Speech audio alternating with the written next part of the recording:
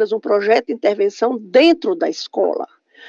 Vocês vão ver em estágio supervisionado 4, eu sou a professora desse estágio, e vocês vão ver que existe também um trabalho de interação, existe também um trabalho de pedagógico que pode ser feito em espaços não escolares, né? Quer dizer, fora do ambiente da escola, né? Em asilos, você pode fazer em museus, você pode fazer em hospitais, entende? Então, tem aquela conotação pedagógica dentro de um hospital? Claro que tem. Você não vai ter que transformar aquele projeto no hospital, projeto pedagógico no hospital, numa sala de aula, não.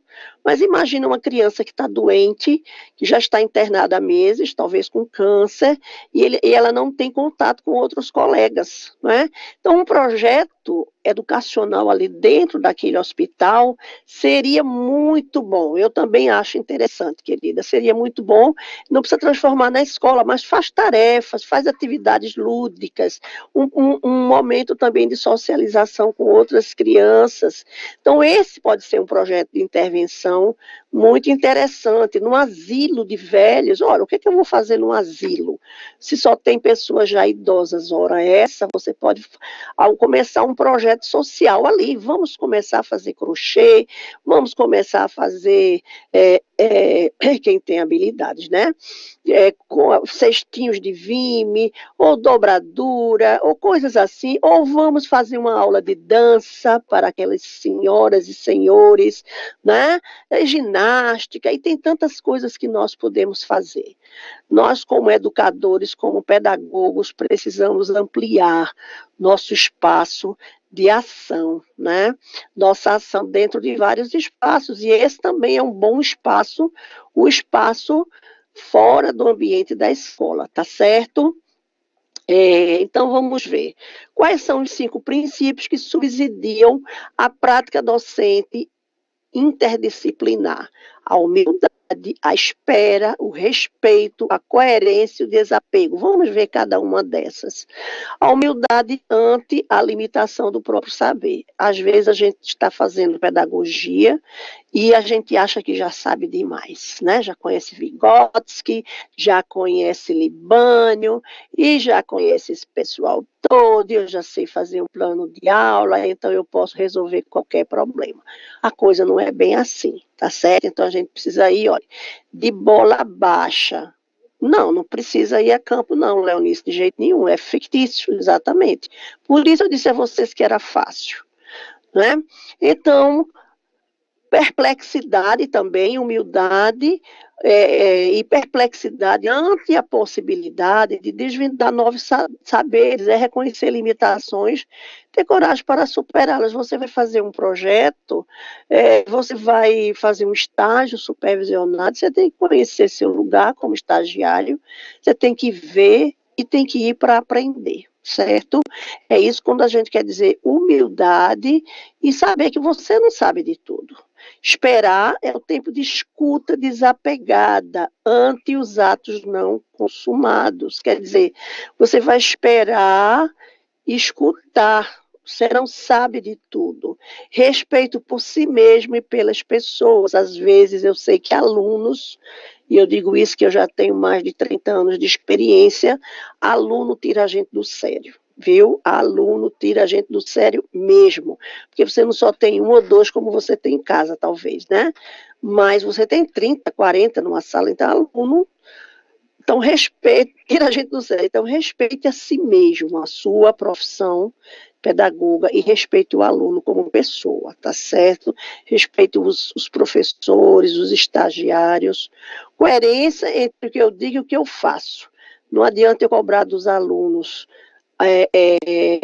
pontualidade se eu mesma ou se eu mesmo não sou pontual. Desapego das certezas, quer dizer, você não é dono da verdade. Você tem que ouvir o que as pessoas estão dizendo e pensar na possibilidade de considerar aquela outra ideia. Finalizando, a atitude de reciprocidade. é que conduz à troca, que induz ao diálogo com pares idênticos, com pares anônimos ou consigo mesmo. Quer dizer, quando você é recíproco, você não apenas está disposto a dar, a ensinar, mas também a receber ensinamento. Essa é a nossa vida como pedagoga, como pedagogo. Então, é possível que você se pergunte por que estamos discutindo as temáticas de integração e de interdisciplinaridade. Então, ótimo, mantenha, Suzana, mantenha isso. Eu também tenho sempre essa atitude. Eu já disse a você, eu já fiz especialização, eu já fiz mestrado, eu estou terminando o doutorado, mas eu nunca acho que sei demais. Pelo contrário, eu sempre acho que os outros sabem mais do que eu. Isso ajuda a gente a ter uma atitude de humildade diante dos conhecimentos, não é? Eu já sou uma pessoa idosa, ou quase idosa, né? E vamos dizer assim, experiente. Não gosto dessa palavra idosa, não. Só meus netos que dizem que eu sou idosa. Mas eu digo nem madura, porque de madura a gente fica podre, né? Mas eu digo, eu sou uma pessoa experiente, tá entendendo? Mas não me considero dona da verdade, pelo contrário. Né? Eu estou sempre aprendendo, sempre estudando, sempre. Amo estudar, amo ler. Vocês vão ver que se vocês têm amor pela vida acadêmica, isso vai acontecer várias vezes, né? Então, gente, vamos continuar. Você entenderá a partir de agora, afinal você já estudou muitas disciplinas, não é? Então, lembra delas, de todas ou só de algumas? Ainda tem o material produzido, é isso aí. O material produzido, é isso aí, Leonice, durante seus estudos, é bom guardar o material produzido por você, por exemplo, algum trabalho, alguns questionários, os links dos textos e vídeos disponibilizados ao longo dos seus estudos, eles vão ser úteis para refrescar a memória sobre determinado assunto ou para uma pesquisa futura. Isso mesmo, de vez em quando você tem que desapegar de algumas coisas para não dar comida para as traças, né? Mas tem material que eu já usei muito, que na época que eu estava fazendo a minha graduação, quer dizer, material de mais de 30 anos, gente. E é muito interessante quando você tem esse material, você diz, mas está desatualizado. Está desatualizado, é verdade, algumas coisas, mas os princípios pelos quais nós trabalhamos, através dos quais nós trabalhamos, são os mesmos. Mudam-se as metodologias, mudam-se as técnicas, mas o conhecimento é o mesmo. Entende? Então, guarda esse material, que isso vai ser muito útil para você, não apenas aqui na universidade, mas quando vocês estiverem dando suas próprias aulas. Eu já usei muito material da faculdade. Quando eu terminei minha graduação, guardei muita coisa, e também no mestrado, doutorado, principalmente mestrado, doutorado, porque quando a gente é na graduação ainda, a gente acha que, mas isso aí eu vou saber, né? Tem muito, vamos dizer, um pouco de vaidade, de soberba, achando que a gente já sabe de tudo, sabe de nada. Aí, quando a gente aprende que não sabe, sabe quando é? Quando a gente está na pós-graduação, que a gente já vai ver que as pessoas sabem muito mais do que a gente. Aí eu comecei a guardar. Então, muitas vezes eu vou dar aula numa pós-graduação ou na graduação e eu uso aquele material da minha pós, entende?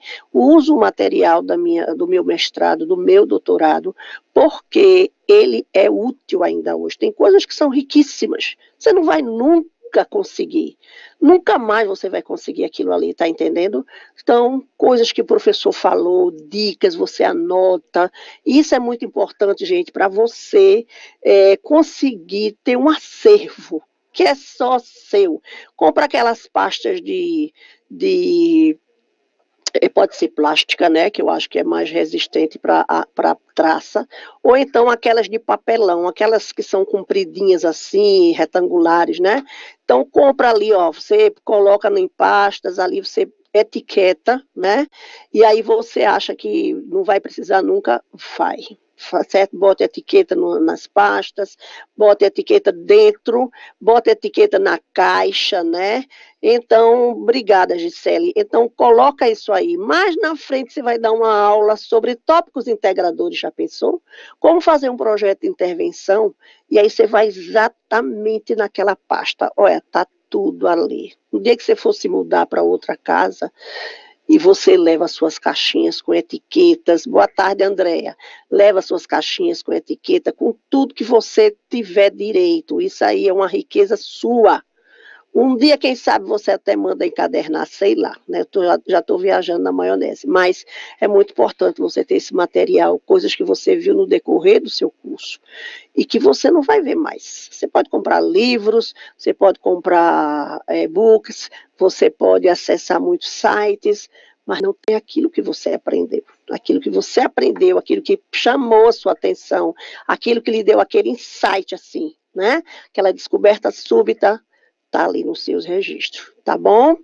Então, meu amor, muito obrigada. Eu não sou não, viu, organizada não, mas não sou organizada não, só com os meus livros mesmo, o resto é uma bagunça, né? Eu tenho uma faxineira que me ajuda muito, mas eu não gosto muito de organizar minhas coisas não, mas meus livros é tudo na etiqueta, tudo, porque eu sei quanto me custou aquilo ali. Ok, gente, nosso intuito aqui é discutir algumas disciplinas que foram ofertadas em períodos anteriores, sob uma perspectiva integradora, com certeza. O que você estudou nas disciplinas vão constituir o corpus. Vocês sabem o que é corpus? Alguém aí pode me responder o que é corpus? Corpus dos saberes aprendidos por vocês servirão de base para a construção do nosso projeto. Quem sabe o que é corpus? Vamos lá, dou-lhe uma, dou-lhe duas, dou-lhe três. Corpus é o material, é a obra-prima. A obra-prima não, é a matéria-prima do qual você vai tirar o seu projeto, do qual você vai fazer o seu TCC, é o corpus. Em literatura, nós chamamos de corpus, porque quando a gente faz eu tenho uma formação também em letras, quando a gente faz um mestrado, uma pós-graduação, doutorado, você usa um livro base da literatura. Então, vamos dizer, um romance de Machado de Assis. Esse é seu corpus. Você vai usar muitas teorias, você vai usar muitos links, você vai usar muitos artigos, mas todos eles se debruçando sobre esse corpus. Compreende? Então, o seu corpus é aquilo que é a súmula, vamos dizer assim, aquilo que é a matéria-prima, que é a matéria-prima do seu trabalho. Então, você tem uma temática, vamos dizer, inclusão social, desculpe, estou sempre usando esse termo, porque a menina falou e eu também coloquei alguma coisa sobre inclusão social, ou sobre ludicidade. Então, qual é o seu corpus? Ludicidade. Aí você vai começando a organizar artigos, links, livros, tudo isso sobre aquele corpus, sobre essa temática, tá certo? Então vamos para a frente, que atrás vem gente. Veja as disciplinas. As disciplinas com as quais dialogaremos são fundamentais na formação docente, independente da área no qual você atuará. Didática, metodologia, alfabetização e letramento. Letramento, currículos, programas e projetos pedagógicos. Didática, gente, porque didática é realmente o que a gente vai utilizar no dia a dia na sala de aula. Na sala de aula ou fora da sala de aula, você vai lidar com os teóricos, com o que Libânio falou, com o que os outros teóricos falaram, tá entendendo? Por isso que didática, não é que você tem que tirar um assunto de didática, mas o que quer que você vá fazer na área de pedagogia, na área educacional, você vai usar didática. Metodologia da pesquisa científica também, como eu já falei para vocês, você vai tentar fazer o seu projeto usando o quê? Que é que a gente usa quando a gente vai fazer um projeto? As regras da ABNT. Como eu disse para vocês, eu sou professora de metodologia científica. Então, essas regras da ABNT são essenciais. No que pode ser e não pode ser, mas elas são essenciais. Alfabetização e letramento. Quando você vai fazer um projeto, você naturalmente vai falar sobre isso aqui ou sobre isso aqui, certo? Vai falar sobre isso e sobre isso aqui, né? Vamos dizer, não, eu não vou falar sobre letramento, sobre alfabetização. Quando você vai estudar, quando você vai trabalhar na escola, no projeto de intervenção de pedagogia, você pode falar em alfabetização, mas você pode falar em matemática, você pode falar em geografia, em alguma outra disciplina, não é? Um que será, vamos dizer assim, o eixo temático.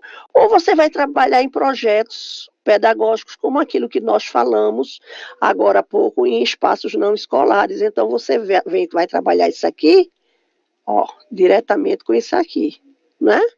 A didática com os projetos pedagógicos, a metodologia da pesquisa científica em todos eles, a alfabetização e letramento. Se sim, pode ser que não, tá certo?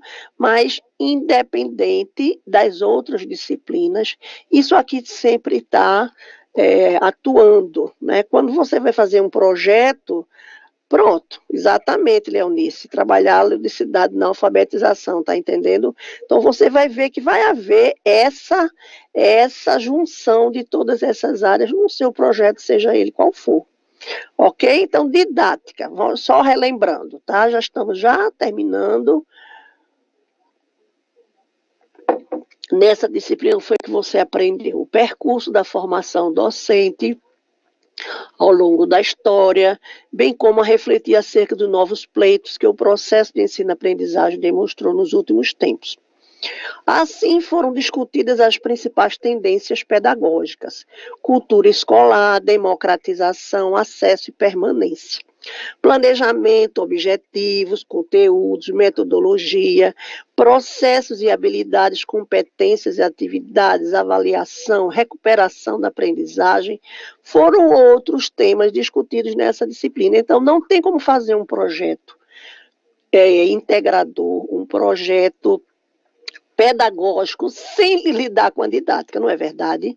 Sendo ou não dentro da sala de aula, você precisa de tudo isso, de objetivo, planejamento, a cultura da escola, conteúdo, a metodologia, tudo isso você vai precisar, certo? Mas lembre só que isso é um saber adicional.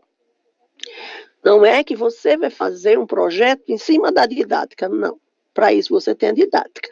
Você vai usar o que você já aprendeu na didática para construir o seu projeto.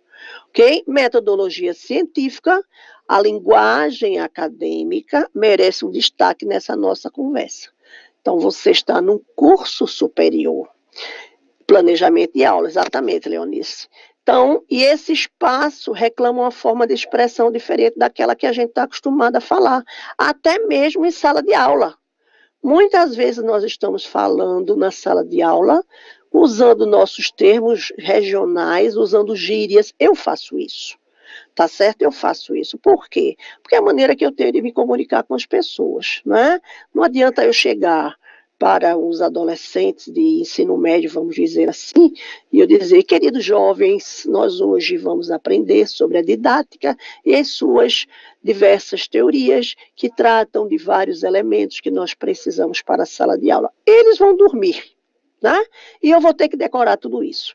Então, não é melhor dizer, gente, quando a gente vai para a sala de aula, a gente precisa ter algumas técnicas, senão vai ser uma bagunça. Para isso, a gente tira alguns saberes lá dos teóricos, tenta contextualizar com a realidade da gente, e aí, para poder aplicar, a gente vai ver que alguns são... que alguns desses nossas metodologias, nossas técnicas, são ótimas, são excelentes. Outras não vão dar certo. Uma dá certo numa turma, outra não dá. Gente, você disse a mesma coisa que os teóricos disseram, só que numa linguagem contextualizada, despojada, e vai fazer com que seus alunos prestem mais atenção em você do que naquilo que você, da forma como você está dizendo, está entendendo, do que se você vai com um discurso todo empolado para eles, né? Então, Você tem que se contextualizar. A aula que você dá numa comunidade ribeirinha, numa comunidade mais pobre, numa comunidade de pessoas carentes, não é aula que você vai dar numa escola de classe A, certo? Eu já trabalhei nas duas áreas. E digo a vocês com sinceridade, muitas vezes é muito mais fácil você trabalhar na comunidade pobre do que na comunidade de ricos, de classe média alta, que acha que você é empregado deles, entende? É mais fácil, mesmo com todos os desafios que nós temos na educação, da falta de recursos, é mais fácil muitas vezes você trabalhar com essa outra clientela, vamos dizer assim, entende? Então veja, assim você viu com relação à didática, a metodologia científica. Aí, quando você vai escrever, você pode dar a mesma aula para um menino agora é diferente, né? Não pode dizer primeiro ano de ensino médio, mas você vai dar aula para o 8º ano, 9º ano, e aí você vai ver que você precisa lidar com a linguagem mais acessível para eles. Mas na hora de você escrever, de você publicar um artigo, você tem que usar uma linguagem mais formal, certo? E é isso que a gente vai primar no nosso trabalho. É uma linguagem formal. Não se preocupe, eu tenho dito a vocês, eu vou ajudar vocês. Eu sou formada em letras, certo? Sou formada em letras também, e aí eu vou ajudar vocês com relação a isso. Ninguém precisa se preocupar com isso, não.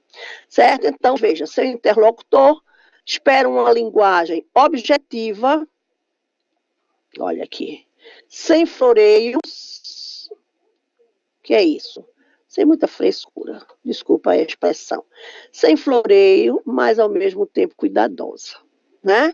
Quer dizer, não precisa enfeitar muito, gente, não precisa. Eu não gosto de palavras muito difíceis, sinceramente, tá? Eu vejo um projeto, eu vejo um TCC, quando eu vejo uma linguagem muito difícil, aí eu vou diretamente lá no meu site de pesquisa e geralmente eu vejo que isso aí foi um plágio. Aí o negócio fica difícil. Quando eu vejo uma linguagem simples, uma linguagem que não precisa usar gírias, mas é uma linguagem simples, objetiva, clara, já me chama a atenção. Porque não está tentando vamos dizer, impressionar, certo? Então eu preciso que vocês sejam absolutamente honestos comigo, não sei se tem rapaz, mas sejam honestos comigo no sentido de façam o que você sabe. Eu não vou, de jeito nenhum, tirar ponto se você não falar uma linguagem rebuscada, uma linguagem formal, uma linguagem técnica. Não. Eu quero uma linguagem correta, coerente, clara e do seu nível. Né? Não vou pedir que você faça um trabalho de Zygmunt Bauman, um trabalho de Libânio. Não, você não é Libânio. Libânio comeu muito feijão com arroz, leu muito livro para chegar ao ponto que chegou. Não é verdade? Então, vamos lá. Muito bem. Com relação à alfabetização e letramento, alfabetização significa alfabetizar, mas ação significa ação de alfabetizar, de propagar o ensino da leitura. E o letramento, por sua vez, de acordo com o mesmo dicionário, é a capacidade de ler, de escrever ou interpretar o que se escreve. Isso você vai usar. Como é que você vai usar isso aqui? Exatamente naquilo que eu falei aqui, gente, olha. Não venha com palavras difíceis para me... Palavras difíceis para que eu fique impressionada. Não fico, não. Não fico mesmo, porque eu estou acostumada a ler inglês e ler em espanhol, leio até um pouquinho de francês. E leio muito, muito, muito, muito, que vocês nem imaginam. Então, não me impressiona palavreado. Me impressiona é você ler e você explicar o que você está lendo com suas palavras. Tá bom?